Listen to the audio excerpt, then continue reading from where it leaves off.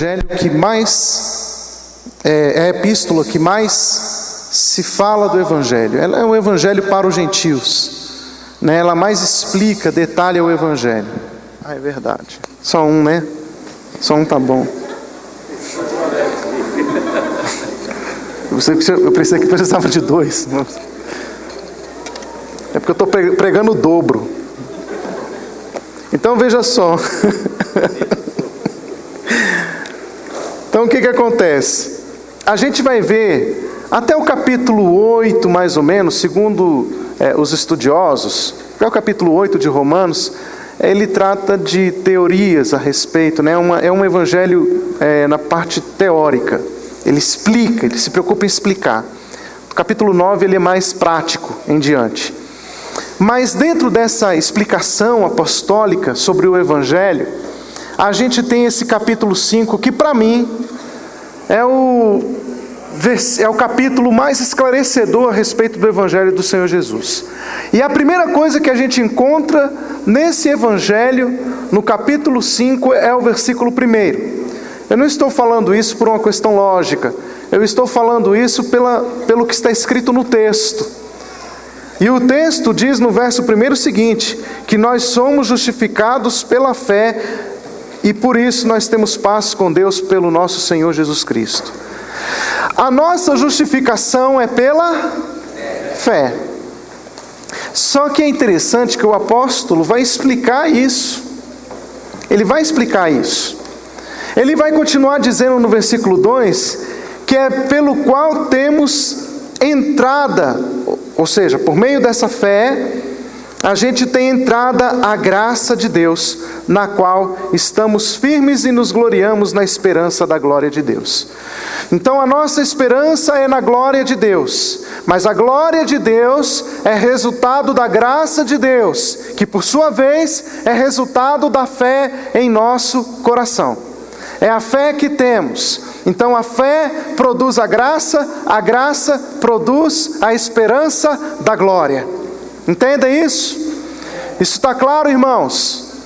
Então ele está falando que a fonte, a origem da glória é a fé. Nasce na fé. A fé é a semente. É pela fé que a graça de Deus toma forma em nossa vida. E é pela graça que a glória de Deus toma forma em nossa vida. Portanto, ele diz que nós somos justificados pela fé. E é pela fé que nós temos paz com Deus. E aí ele vai dizer o seguinte no versículo 6. Porque Cristo, estando nós ainda fracos, morreu a seu tempo pelos ímpios. Ora, o que o apóstolo Paulo está querendo dizer aqui? Ele está querendo dizer que Deus tomou a iniciativa. Irmãos, esse capítulo 11, ele vai falar das duas naturezas humanas. Ela vai falar da natureza de Adão e ela vai falar da natureza de Cristo em nós. Ele vai mostrar que continuamente temos a árvore do conhecimento do bem e do mal diante de nós, que é a natureza adâmica, e a natureza em Cristo, que é a árvore da vida. Ou seja, na verdade, continuamente estamos no Éden, com a árvore do conhecimento do bem e do mal e a árvore da vida diante de nós. E aí ele vai dizer que a fé vai tomar a atitude de comer do fruto da árvore da vida. É isso que ele está dizendo em outras palavras. Porque o que ele vai dizer aqui é o seguinte, ele vai falar, olha, ainda nós fracos, Cristo morreu a seu tempo por nós. Eu e você estávamos fracos, estávamos mortos. Lembra da semana passada que a gente falou sobre a natureza caída do homem? Não há possibilidade de um homem caído viver a plenitude senão em Deus, ser restaurado senão em Deus. Então, caídos como nós somos diante de Deus, Deus tomou a iniciativa de nos restaurar. Deus tomou a iniciativa de produzir a fé em nós. Deus tomou a iniciativa de nos erguer. E ele morre a seu tempo pelos ímpios. E aí diz o verso 7, porque apenas alguém morrerá por um justo, pois poderá ser que pelo bom alguém ouse morrer. Então ele está dizendo que nós, naturalmente, a nossa mente natural, ela não está muito disposta a morrer pelas pessoas, não. salve lá, quem sabe ainda a gente consiga entregar a nossa vida pelo justo. Mas aí ele vai dizer que Deus vai provar o seu amor para conosco, pelo fato de Cristo ter morrido por nós, sendo nós ainda o quê? Pecadores. Presta atenção nisso, ó. Às vezes a gente não crê no que a Bíblia diz, mas preste atenção nisso. Jesus morreu por você para salvá-lo quando você ainda era pecador. Talvez você fale assim, mas isso eu sei. Sabe mesmo?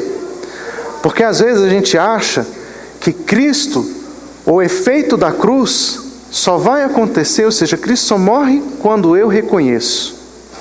Cristo só morre pelos meus pecados quando eu reconheço. Só que a Bíblia está dizendo que quando eu ainda era pecador, Jesus pagou o preço do meu pecado. Jesus morreu por você antes mesmo de você poder crer, exercer a sua fé. E eu quero falar de fé aqui, porque é com essa palavra que Paulo começa entrando no versículo 5 aqui, tá bom? Então é importante a gente entender que a nossa fé está pautada em uma ação que veio antes mesmo do nosso pecado. Tá? É uma ação de salvação. Deus veio agindo a nosso favor, mesmo sendo nós ainda pecadores. Então, o que diz então o versículo 9? Diz assim: logo, como consequência disso, muito mais agora. Se antes Deus provou o seu amor por nós, quando nós éramos pecadores, agora que nós reconhecemos e nos arrependemos dos nossos pecados e reconhecemos Jesus como nosso Salvador, nós somos justificados pelo seu sangue. E sendo justificados pelo seu sangue, nós somos salvos da ira. Então Deus não apenas perdoa o nosso pecado, mas Ele aniquila toda a ira, nos tira do juízo da sua ira. Verso 10: porque se nós, sendo inimigos, fomos reconciliados com Deus pela morte de seu Filho, muito mais, estando já reconciliados, somos salvos pela sua vida. Querido, veja só, o texto não está dizendo aqui que Cristo morre por você se você reconhecer. Cristo paga a sua dívida na cruz se você crer. Ele não está dizendo isso. Ele está dizendo, veja só, o texto diz assim: nós éramos inimigos. Sendo a gente inimigo, a gente foi reconciliado com Deus, não foi por você, mas foi por causa da morte de seu Filho. Muito mais, estando já reconciliados, somos salvos pela sua vida. Então, queridos, e ele fala assim: não somente isto, mas também nos gloriamos em Deus por nosso Senhor Jesus Cristo, por quem alcançamos a reconciliação. Não é o quanto você crê, não é o quanto você está bonzinho, não é as coisas certinhas que você faz, não. Deus tomou a iniciativa, sendo eu e você inimigos de Deus. Deus decidiu amar, Deus decidiu reconciliar você com Ele. Sabia que essa é a mensagem do Evangelho? Porque na prática, não é muito assim que a gente faz. Na prática, a gente coloca condicionais. Na prática, a gente coloca imposições à pessoa para crer. E a gente diz: olha, Jesus morreu por você, mas, não é? Se você não crê, veja só, não é se você crê ou não crê. Jesus morreu por você. Não é se você crê ou não creu. Jesus pagou a dívida na cruz por você. A Bíblia diz em João 3,16 o quê? Porque Deus amou o mundo de tal maneira para que não, mas tenha. Veja só, a dívida foi paga ou não? Foi. Todo aquele que nele crê, o que é esse crer? O crer significa que eu não estou rejeitando o que foi feito por mim. Deixa eu falar isso na prática para vocês entenderem melhor aonde eu quero chegar dentro da visão do que o apóstolo Paulo está dizendo. Você vai num restaurante e você come adoidado no restaurante, irmão. E aí você esqueceu a carteira, né, Giovanni? Esqueceu a carteira. Aconteceu isso uma vez com a gente. Esqueceu a carteira. Aí, tá lá, você tem uma dívida no restaurante. Aí o que acontece? Aí você fala assim, ixi, eu estou com uma dívida aqui, eu não tenho como pagar. Você pode pagar para mim? Tá bom, eu vou lá pagar, eu pago para você. Aí eu vou lá e pago a sua dívida. Mas veja só, eu só pago a sua dívida quando você reconhece. Não foi isso que aconteceu com você em Cristo Jesus. Sabe o que aconteceu com você em Cristo? Quando você entrou no restaurante, tendo carteira ou não, eu vou lá e pago a sua dívida. Ó, tudo que ele comer é por minha conta. Aí você tem a dívida já foi paga, tendo você a carteira ou não. Só que uma coisa é quando você reconhece essa dívida e fala assim, puxa vida, ele pagou. O que é crer na Bíblia? É quando você reconhece que eu paguei a sua dívida e você fala assim, puxa, eu sou grato ao Valdemir que pagou minha dívida lá no restaurante. Ele colocou na conta dele a minha dívida.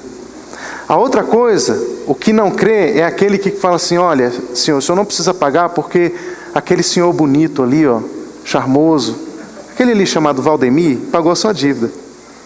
Aí você vai falar assim, não, eu tenho essa dívida e eu vou pagar essa dívida.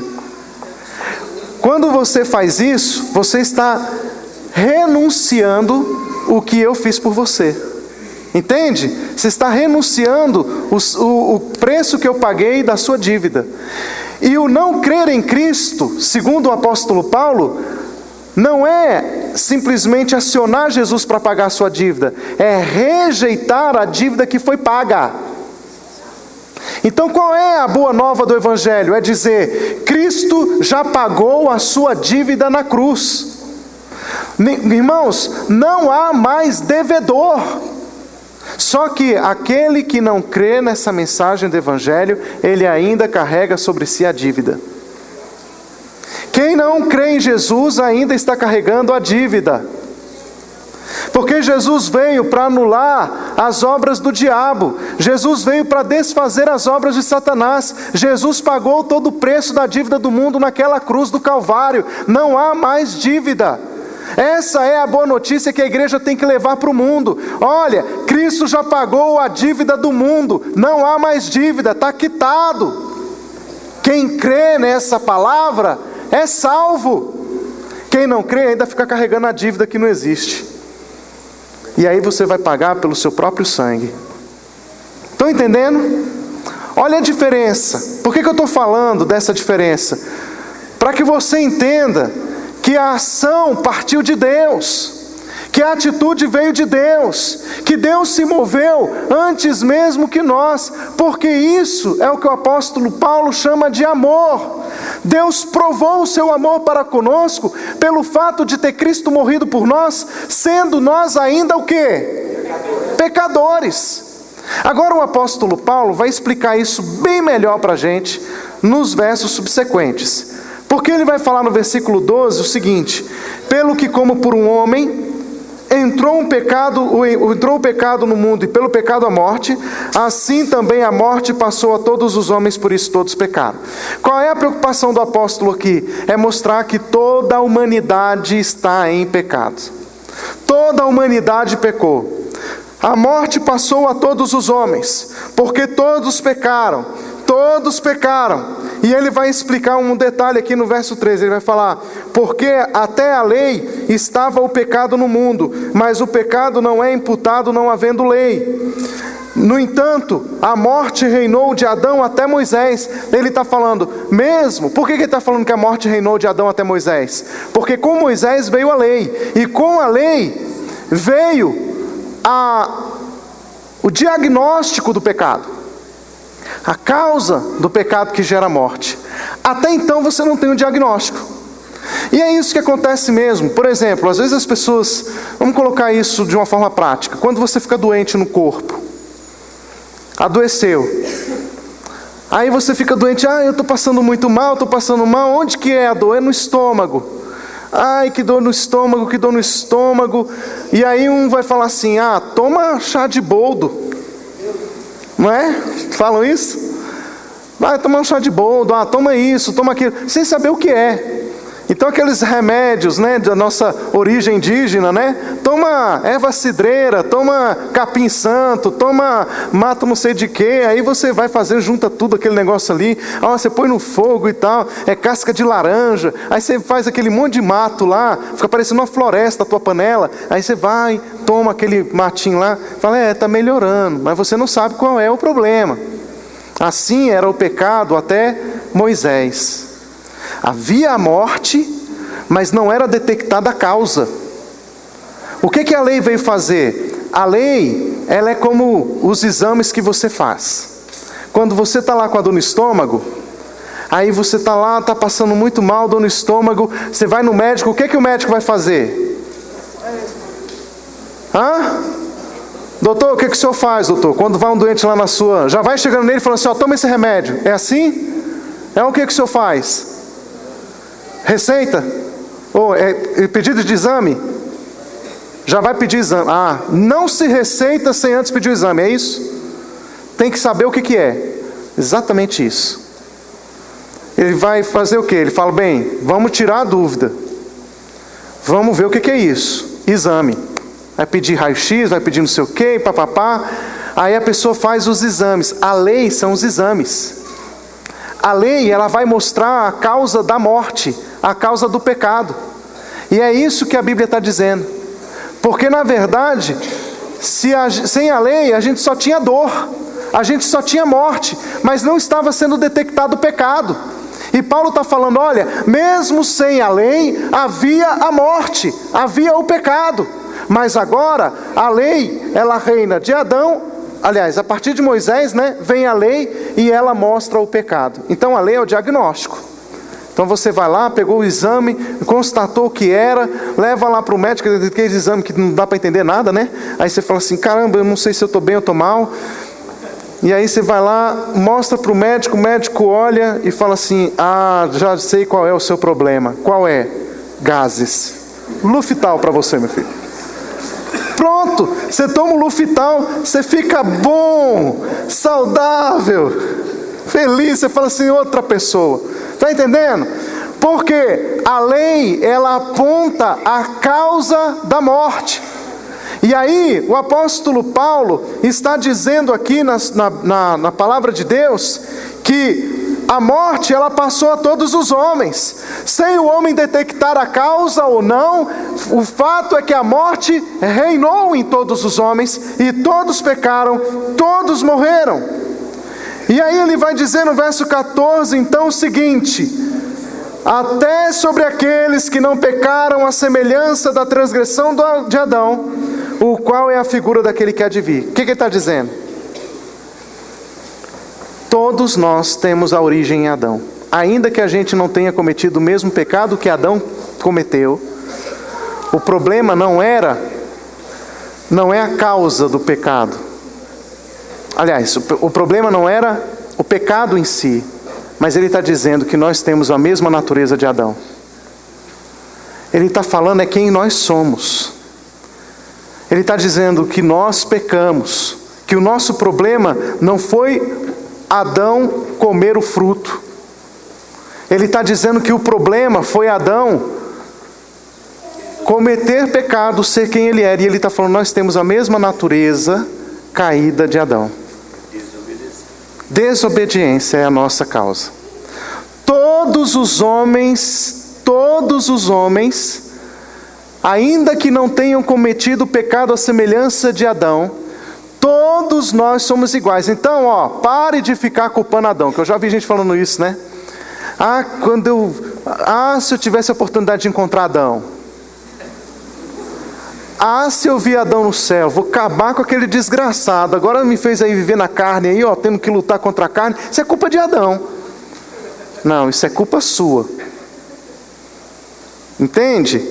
Não é a culpa de Adão. E é isso que Paulo está dizendo. A culpa não é de Adão. É cada um de nós. É a nossa natureza. Temos sido levados a ser tentados a cada dia por causa da nossa natureza. Todos nós pecamos. E ele está falando, Adão pecou, mas você também pecou.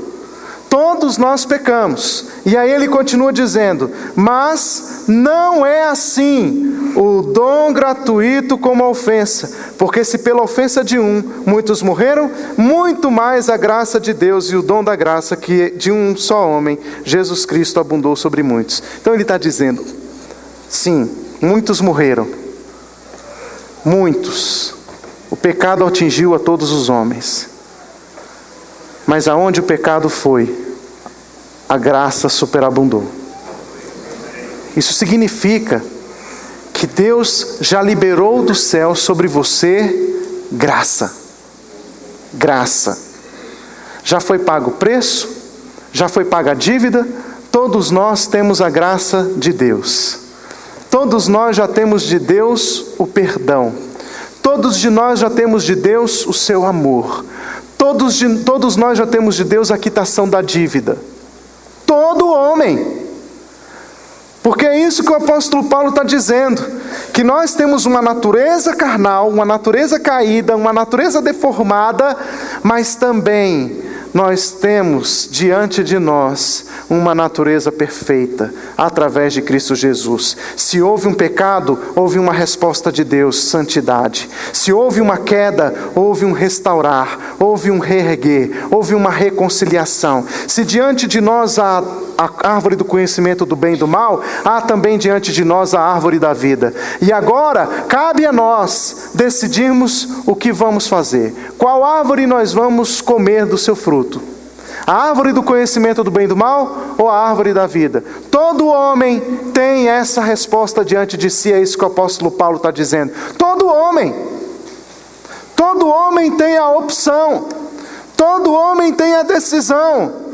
Porque ele continua dizendo, assim como por uma só ofensa, verso 18, veio o juízo sobre todos os homens para condenação, ou seja, na proporção que a condenação veio a todos os homens, e eu quero lembrar-lhes, meus amados irmãos, por mais antigo que você seja na fé, um dia você foi condenado. Todos nós viemos da condenação, estávamos condenados à morte, não é isso que a Bíblia diz? Quem aqui nasceu já santo? Quem aqui nasceu salvo?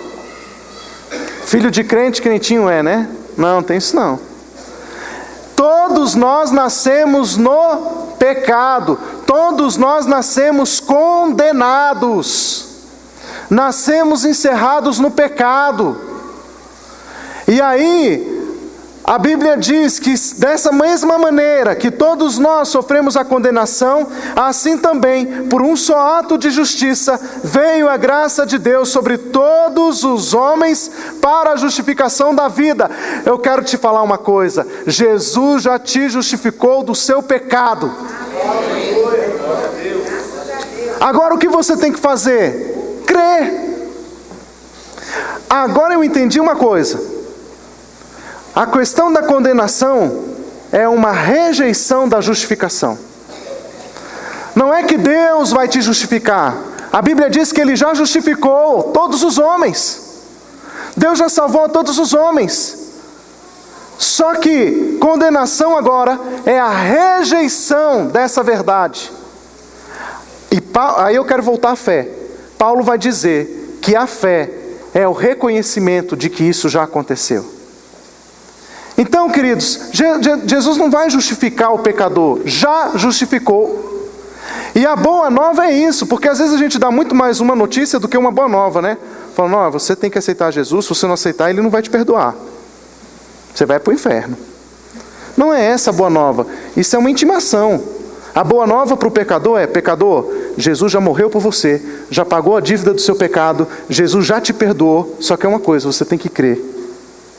Porque quem não crê, será condenado. Aliás, perdão, o texto diz assim, quem não crê, já está condenado. Entende? Porque Porque da condenação é que saímos. A nossa origem é da condenação. Nós fomos restaurados, porque nós reconhecemos que o preço foi pago. Jesus já pagou o escrito, já rasgou o escrito de dívida. Jesus já perdoou esse mundo. Essa humanidade toda já foi perdoada por Cristo naquela cruz do Calvário. Já foi regenerada. Não há mais nada que Deus possa fazer, porque Deus já fez tudo pelo homem. Deus já trabalhou e já fez todo o processo de salvação para o homem. O que nós precisamos pregar para os homens? A fé. É por isso que o autor de Isaías vai dizer o quê? Como ouvirão se não há quem? Ah, não é isso não. Como crerão se não há quem? Quem pregue.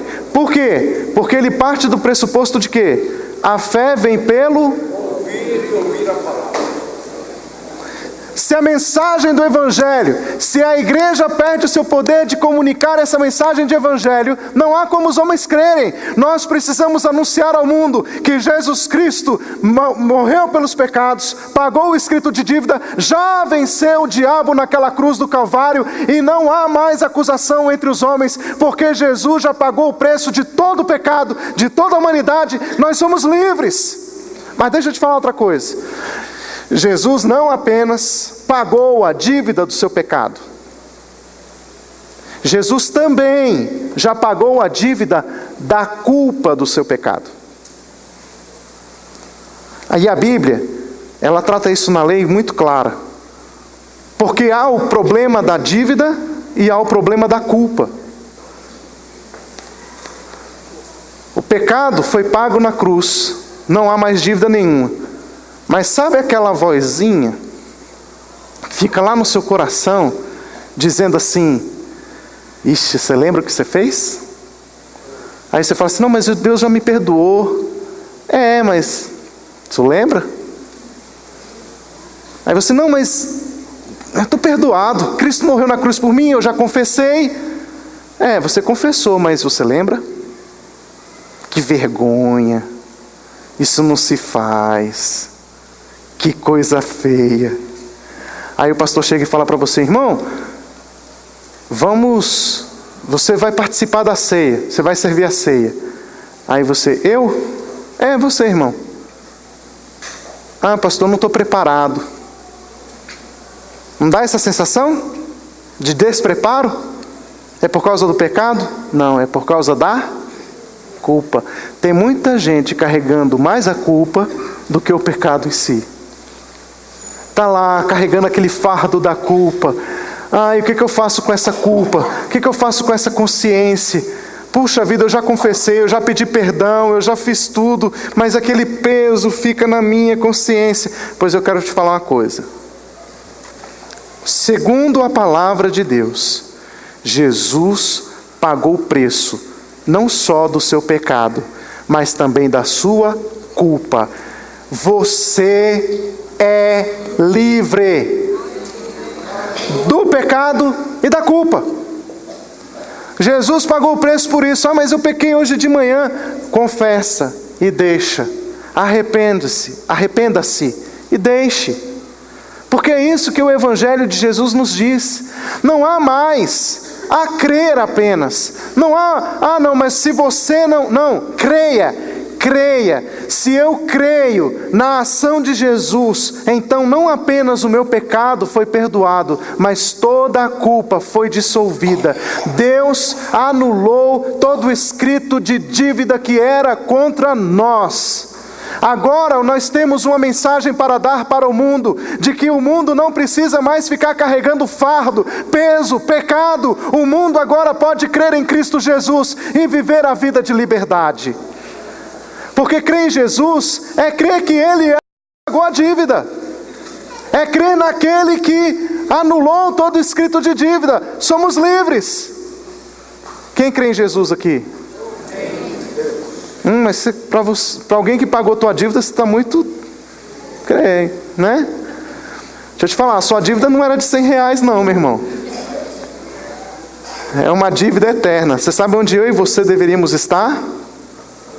Mortos nos nossos delitos e pecados.